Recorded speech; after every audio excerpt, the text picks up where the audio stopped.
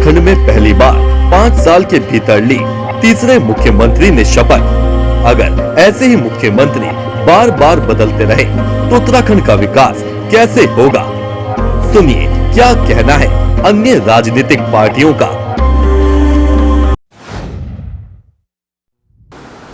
प्रदेश में जो महंगाई दर है वो राष्ट्रीय महंगाई दर से भी ऊपर है। प्रदेश के अंदर सरकार कर्मचारियों को तनख्वाह नहीं दे पा रही।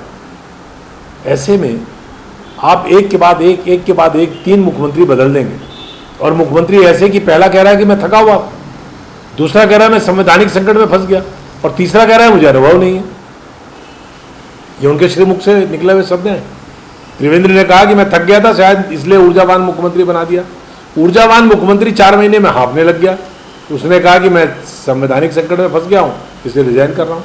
और जो तीसरे आए वो कहते हैं कि मैं न राज्य मंत्री रहा, न कैबिनेट मंत्री रहा, प्रशासनिक अनुभव मुझे कुछ नहीं है, लेकिन हाईकमान ने मुझे जिम्मेदारी दी है तो मैं राज्य चलाऊंगा। 5 महीना 6 महीना रह गया, इतने देर में तो उनको समझ में आएगी। ऐसी हालात में प्रदेश के अंदर जो स्थितियां हैं, जनता को निजात दिलाने के लिए कांग्रेस एक जिम्मेदार विपक्ष के नाते प्रदेश भर में इस भारतीय जनता पार्टी की जन विरोधी सरकार को उखाड़ फेंकने के लिए आंदोलन शुरू कर।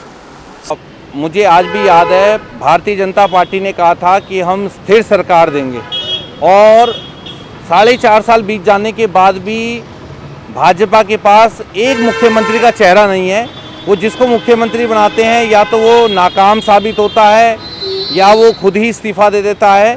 तो मुझे लगता है कि जनता अब इसका जवाब बीजेपी को देगी, क्योंकि जो वादे और जो जुमले करके बीजेपी सत्ता में आई कि हम स्थायी सरकार देंगे, डबल इंजन की सरकार देंगे और अनिश्चितता को समाप्त करेंगे उत्तराखंड से, तो उत्तराखंड में उन्होंने ये इतिहास रच दिया इस बार 5 साल में 3 मुख्यमंत्री देने का। जब भी बीजेपी सरकार आई है स्थिर मुख्यमंत्री नहीं दे पाई।